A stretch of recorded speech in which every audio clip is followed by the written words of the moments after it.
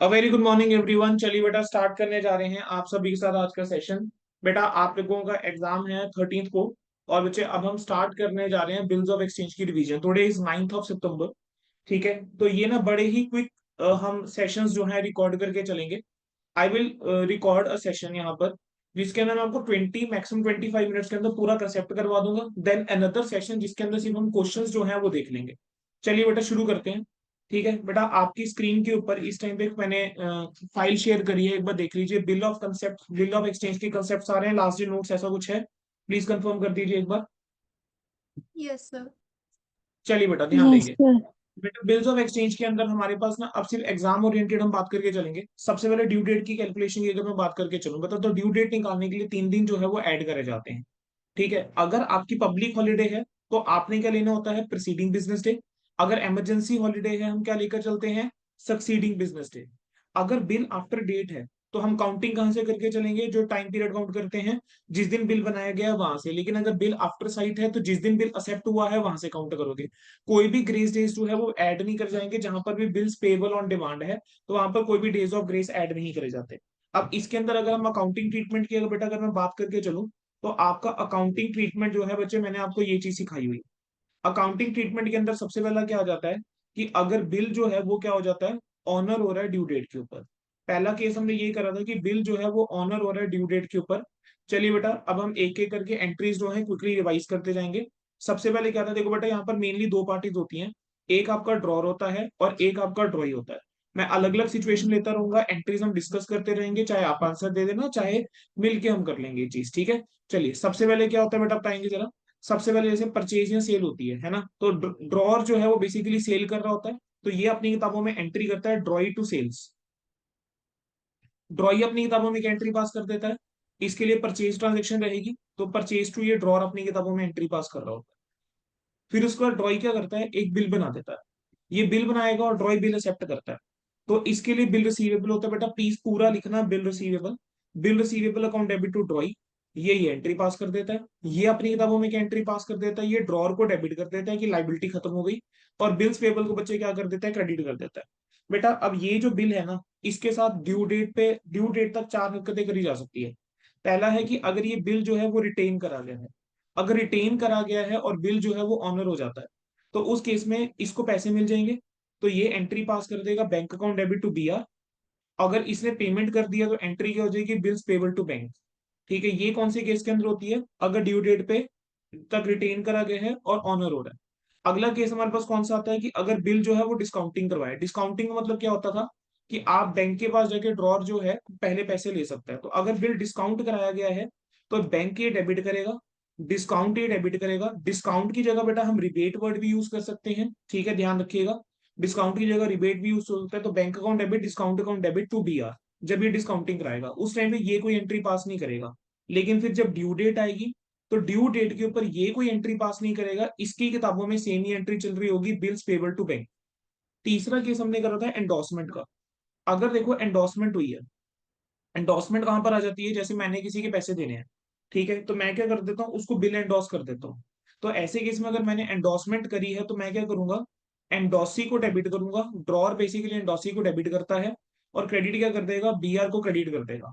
Endorsement के time पे ये कोई एंट्री नहीं करता। लेकिन एक नई पार्टी यहां पर आ जाएगी, एंडोसी। एंडोसी अपनी किताबों में क्या एंट्री पास कर देगा, वो बीआर टू ड्रॉर जो है वो एंट्री पास कर देता है अपनी किताबों के अंदर। ठीक है, और ड्यू डेट के ऊपर बेटा आपका वही रहेगा। ड्यू डेट के ऊपर अब यहाँ पर कोई एंट्री पास नहीं होगी। ये आपकी सेम ही एंट्री पास कर रहा होता है, bills payable account debit to bank. और एंडोसी को क्योंकि पैसा मिल जाता है तो ये एंट्री क्या पास कर देगा, bank account debit to BR. आपकी ये एंट्री पास कर देता है। सर अगला केस जो आता है वो आता है बिल सेंट फॉर कलेक्शन का। बेटा अगर बिल जो है वो कलेक्शन के लिए भेज दी तो बेटा तब क्या एंट्री हो जाती है, अगर बिल सेंट फॉर कलेक्शन है तो बेटा ड्रॉर अपनी किताबों में एंट्री करता है बिल सेंट फॉर कलेक्शन। ठीक है, और क्रेडिट क्या कर देता है बच्चों, बीआर को क्रेडिट कर देता है। वीआर ठीक है, क्रेडिट। यहाँ पर कोई एंट्री नहीं, यहाँ पर कोई एंट्री नहीं। ड्यू डेट पे क्या एंट्री हो जाती है, ड्यू डेट पे अगर हम बात करके चलें तो यहाँ पर जो है एंट्री आपकी वही रहेगी, बिल्स पेबल टू बैंक ही यहाँ पर एंट्री रहती है। यहाँ पर कोई भी फर्क जो है वो नहीं पड़ता है। ठीक है, और यहाँ पर क्या एंट्री हो जाती है बेटा, यहाँ एंट्री आपकी हो जाएगी, बैंक का आपका डेबिट हो जाएगा। ठीक है, क्रेडिट क्या हो जाएगा बताना जरा, bill sent for bill collection credit sent हो जाएगा। Sent for collection. ठीक है जी। तो बेटा ये आपका हो गया नॉर्मल वाला केस अगर ऑनर हो रहा है। चलिए बेटा अब आगे बढ़ रहे हैं। बेटा अगला केस मुझे आपको सिखाना है कि अगर रिटायरिंग अ बिल अंडर रिबेट है। ठीक है, रिटायरिंग अ बिल अंडर रिबेट का क्या कंसेप्ट होता है? रिटायरिंग अ बिल अंडर रिबेट का कंसेप्ट क्या है, सुनेंगे। रिटायरिंग अ बिल अंडर रिबेट होता है कि अगर जो ड्रॉई है वो पहले आके पैसा दे देता है। अगर ड्रॉई पहले आके पैसे दे देता है तो एंट्री ड्रॉर अपनी किताबों में क्या करेगा, ये बैंक को डेबिट करेगा। इसने जो भी डिस्काउंट अलाउड करा उसके लिए रिबेट या डिस्काउंट ये डेबिट कर देगा। ठीक है, और क्रेडिट ये क्या कर देगा, बिल रिसीवेबल जो है वो क्रेडिट कर देगा। ठीक है, ये अपनी किताबों में क्या एंट्री करेगा, ये ड्रॉर की किताबों में बेटा ये होता है। और ड्रॉई अपनी किताबों में क्या एंट्री पास करके चलता है, ड्रॉई अपनी किताबों में बिल्स पेबल डेबिट करेगा, क्रेडिट करेगा बैंक को। और क्रेडिट क्या करके चलेगा, रिबेट को या डिस्काउंट को क्या कर देता है, क्रेडिट कर देता है। ठीक है, ये कंसेप्ट आपको खत्म हो गया। अगला बेटा जो कंसेप्ट आता है वो कौन सा कंसेप्ट आता है, अब हमने डिसऑनर वाला केस करके चलना है। बेटा अगर डिसऑनर वाला केस चल के चले तो आप जानते हैं इसके अंदर नोटिंग चार्जेस भी साथ ही आ जाता है। देखो इसके अंदर पहला केस आ जाता है कि अगर बिल जो है वो रिटेन करा गया है। अगर बिल रिटेन करा गया है तब क्या होगा, ड्रॉर अपनी किताबों में बेटा क्या एंट्री पास कर रहा होगा। बेटा जब ड्रॉर ने बिल जो है जब एक्सेप्ट हुआ था तब ड्रॉर ने अपनी किताबों में बीआर को डेबिट करा था। तो अब ड्रॉर अपनी किताबों में क्या करेगा, उसका एसेट तो खत्म हो गया और उसने ड्रॉई से पैसा लेना है। तो वो ड्रॉई को डेबिट करता है और बिल रिसीवेबल को क्या कर देता है, क्रेडिट कर देता है। वहीं अगर मैं ड्रॉई के एंगल से बात करके चलूं, ड्रॉई कहेगा कि मैंने फिर से पैसे देने हैं।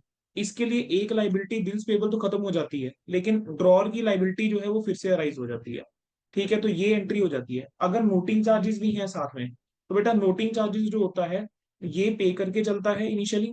ठीक है, और यूजुअली क्या होता है अगर नोटिंग चार्जेस कैश में पे हुए हैं तो यहाँ पर क्या आ रहा होगा, टू कैश आ रहा होगा जो नोटिंग चार्जेस ने पे करे होंगे। और ये क्या करेगा, नोटिंग चार्जेस को ये डेबिट करके चलेगा। ठीक है, क्योंकि नोटिंग चार्जेस ड्रॉई के लिए क्या होता है, खर्चा होता है। आप चाहो तो अलग अलग एंट्री पास कर सकते हो, मैंने यहाँ पे क्लब एंट्री पास करी है। ठीक है, अगली चीज क्या आ जाती है कि अगर बिल जो है वो डिस्काउंट कराया था, मतलब डिस्काउंट करवाया था एंड डिसऑनर्ड हो गया था, तो ऐसे केस के अंदर बेटा हम क्या एंट्री पास करते थे, बेटा जब हमने डिस्काउंट कराया था तो यानी बैंक के पास चला गया था बिल। अब बैंक जो है वो डिसऑनर कराएगा तो बैंक हमसे रिकवरी करेगा। बैंक मुझसे रिकवरी करेगा और मैं किससे रिकवरी करूंगा, ड्रॉई से रिकवरी करूंगा। ट्रॉय से। तो ड्रॉई को हम डेबिट करके चलेंगे, बैंक को हम क्रेडिट करके चलेंगे, नोटिंग चार्जेस बैंक ने पे कर दिए होंगे। ये अपनी किताबों में सेम ही एंट्री पास कर रहा होगा, बिल्स पेबल को डेबिट कर रहा होगा। ठीक है, नोटिंग चार्जेस डेबिट कर रहा होगा और ड्रॉर को इसने पैसे देने हैं। तीसरा केस होता था एंडोर्समेंट का। अब एंडोर्समेंट के केस में अगर डिसओनर हो जाता है, एंडोर्समेंट एंड डिसओनर है, तो ऐसे केस में बेटा हम क्या एंट्री है जो पास करके चलते थे, अगर एंडोर्समेंट है और डिसओनर है तो ऐसे केस में क्या एंट्री पास हो जाएगी, सर हमने जिसको पैसे देने थे उसको हमने बिल दिया था तो वो मेरी फिर से क्या बनेगा, लाइबिलिटी बनेगा। और दूसरी तरफ ड्रॉई क्या बनेगा, मेरा फिर से डेटर बनेगा। तो ड्रॉई अकाउंट डेबिट टू एंडोसी जो है बेसिकली ये एंट्री पास कर देता है। ठीक है, यहाँ पर क्या हो जाएगी, आपकी सेम ही एंट्री पास हो रही होती है। ठीक है जी, तो बेटा ये आपका क्या आ गया, केसेस आ गए अगर बिल आपका क्या हो रहा है, डिसओनर हुआ था। ठीक है, और बिल सेंट फॉर कलेक्शन के केस में क्या होता है, उल्टा हो जाता है। बिल सेंट फॉर कलेक्शन अगर वाला केस है तो मेरे पास बिल जो है वो वापस आ जाता है। ठीक है, तो ड्रॉई जो है मैं उसको डेबिट कर दूंगा और क्रेडिट क्या कर दूंगा, बिल सेंट फॉर कलेक्शन को हम क्रेडिट कर देंगे। अगर आप देखोगे ड्रॉई की किताबों के अंदर कोई भी फर्क नहीं पड़ता है। तो this was your next concept बेटा जो हमने बिल्स ऑफ एक्सचेंज में पढ़ा था। बेटा इसके बाद नेक्स्ट कंसेप्ट जो मैंने आपको करवाया था, बेटा वो करवाया था रिन्यूअल ऑफ बिल का। ठीक है, कि अगर बिल जो है वो डिसऑनर हुआ है और हमारे पास क्या आ रहा है, रिन्यूअल का कंसेप्ट आ रहा है, तो रिन्यूअल के केस के अंदर आपकी सबसे पहली एंट्री जो होती है, सबसे पहले हम ओल्ड बिल को क्या करते हैं, कैंसिल करते हैं। तो हम ओल्ड बिल को कैंसिल करके चलेंगे किस तरीके से, जैसे हमने ऊपर एंट्री पास करी है बिल्कुल उसी तरीके से। ठीक है, ड्रॉर अपनी किताबों में क्या एंट्री पास कर देता है, ये ड्रॉई को डेबिट करेगा और बीआर को क्रेडिट कर देगा। ठीक है, और ड्रॉई अपनी किताबों में क्या एंट्री पास कर देगा, ये बिल्स पेबल को डेबिट कर देगा और ड्रॉर को क्या कर देगा, क्रेडिट कर देगा। ठीक है, अब अगर बिल रिन्यू हो रहा है तो सीधी सी बात है जो भी एक्सटेंडेड पीरियड है बेटा उसके लिए इंटरेस्ट चार्ज करा जाएगा, तो वो इंटरेस्ट जो है वो इसके लिए इनकम है तो इंटरेस्ट ड्यू की एंट्री करी जाएगी। तो ये कहेगा कि ड्रॉई से इंटरेस्ट लेना है, ये कहेगा ड्रॉर को इंटरेस्ट देना है, तो इसके लिए जो इंटरेस्ट है वो खर्चा है तो इंटरेस्ट जो ड्रॉर होगा। अब ऐसा हो सकता है कि जो इंटरेस्ट है वो मुझे कैश में मिल जाए। अगर इंटरेस्ट कैश में मिल जाता है, ठीक है, तो उस केस में एंट्री क्या हो सकती है, अगर इंटरेस्ट कैश में मिल रहा है तो you can pass direct entry cash to interest as well. ठीक है, या फिर आप ड्यू करके cash to drawee entry pass कर सकते हो। ठीक है, ये क्या एंट्री पास कर देगा, इंटरेस्ट टू कैश पास कर देगा अगर इंटरेस्ट कैश में मिल रहा है, कैश में वो पे कर रहा है। ठीक है, अगर कैश में इंटरेस्ट पे नहीं हो रहा अगर इंटरेस्ट जो है इफ नॉट पेड, अगर इंटरेस्ट नॉट पेड है तब आप कह सकते हो, या मैं ऐसा लिख देता हूं कि अगर इंटरेस्ट नॉट पेड है तब ये एंट्री पास कर देना, ठीक है। और अगर इंटरेस्ट पेड है तो आप ये एंट्री पास कर देना। अब फिर उसके बाद आपका रिन्यूड बिल बनाया जाएगा। जो रिन्यूड बिल होगा डेफिनेटली बेटा देखो, अगर इंटरेस्ट पेड है तो इंटरेस्ट को इंक्लूड नहीं करोगे, नोटिंग चार्जेस पेड है तो उसको इंक्लूड नहीं करोगे, otherwise we will include the noting charges as well as the amount of the bill. तो नया बिल जब बनाकर एक्सेप्ट होगा तो एंट्री यहाँ पर क्या हो जाएगी, BR account debit to drawee entry हो जाएगी, और इसके लिए ड्रॉ टू बिल्स पेबल हो जाएगी। आई होप बेटा सारे कंसेप्ट जो है अब तक जो करवाया है बिल्कुल क्लियर है, सब कुछ याद आ गया, ठीक है। बेटा इसके बाद जो नेक्स्ट हमारे पास कंसेप्ट आता है वो आता है कंसेप्ट ऑफ द इंसॉल्वेंसी। अब इंसॉल्वेंसी के कंसेप्ट के अंदर क्या होता है, बेटा इंसॉल्वेंसी के कंसेप्ट के अंदर बस आपकी ना एक एडिशनल एंट्री जो है वो पास होने वाली है। अगर इंसॉल्वेंसी का केस आ जाता है, ठीक है, सबसे पहले तो आपकी डिसऑनर की ही एंट्री होगी, जैसे भी आप पास करते हैं डिसऑनर की एंट्री ये तो आपकी सेम रहती है। लेकिन जब इंसॉल्वेंसी हो जाती है ड्रॉई के पार्ट पे, तो जितना पैसा मिलेगा वो आप बैंक में लिखोगे, जो नहीं मिल रहा वो आपका बैड डेब्ट्स के अंदर जाएगा, और क्रेडिट आपका क्या हो जाएगा, क्रेडिट हो जाएगा ड्रॉई। और यहाँ पर क्या एंट्री पास हो जाएगी, ये ड्रॉर को डेबिट करके चलेगा बेटा इंसॉल्वेंसी के केस में। जितना इसने पैसा दे दिया उसके लिए बैंक क्रेडिट करेगा, और क्या क्रेडिट कर देगा, डेफिशिएंसी जो है वो क्रेडिट कर देगा। बेटा other than this we have the concept of the accommodation bill. ये जो एंट्रीज होती है ट्रेड बिल्स के केस में होती है। अकोमोडेशन बिल में बेटा क्या एंट्री पास होती है, in the case of accommodation bill basically वो सहूलियत के लिए बिल बनाया जाता है, दो लोग हैं दोनों को पैसों की जरूरत है, एक पार्टी बिल बनाएगी दूसरा सेप्ट करेगी, उसको बैंक से जाके डिस्काउंट करा लेंगे, आपस में पैसा बांट लेंगे, ड्यू डेट से पहले रिकवर करेंगे, ड्यू डेट से पहले रिकवर करके मतलब बैंक को जो है वो पेमेंट कर देंगे, ठीक है, ड्यू डेट पे। ये चीज होती है, ठीक है। तो for accommodation of bill we will directly cover from the question.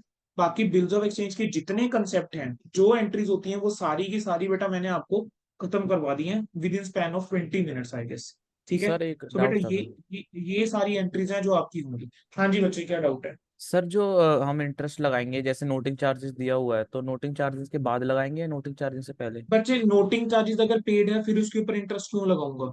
Interest जो लगाया जाता है वो हमेशा रिन्यूड बिल के ऊपर लगाया जाता है, जितना जितना रिन्यूड बिल का अमाउंट रहता है उसके ऊपर, जो एक्सटेंडेड पीरियड है उसके ऊपर इंटरेस्ट लगाएंगे नहीं, जितना आपने पैसा लेना है। अगर मान लीजिए उसने पार्ट पेमेंट कर दी है तो जितनी पेमेंट पेंडिंग है आप सिर्फ उसी अमाउंट के ऊपर इंटरेस्ट लगाकर चलोगे, ना कि पूरे के ऊपर। जैसे मान लो कि 20,000 रुपए का बिल था, अब पार्टी ने क्या करा, 10,000 भी दे दिए, उसके अलावा ये मान लो 8,000 दे दिए, उसने नोटिंग चार्जेस भी दे दिए, ठीक है, और उसने उसने नोटिंग चार्जेस भी दे दिए।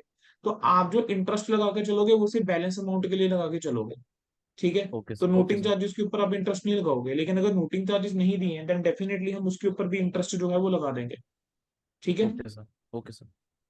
रिन्यूड बिल जिस अमाउंट का बन रहा है उसके ऊपर इंटरेस्ट लिख लेगा। बच्चे ये ओके सभी सर। को क्लियर है, ठीक है। बच्चों कंसेप्ट हो गए हैं ओवर, ठीक है। I am ending the recording here.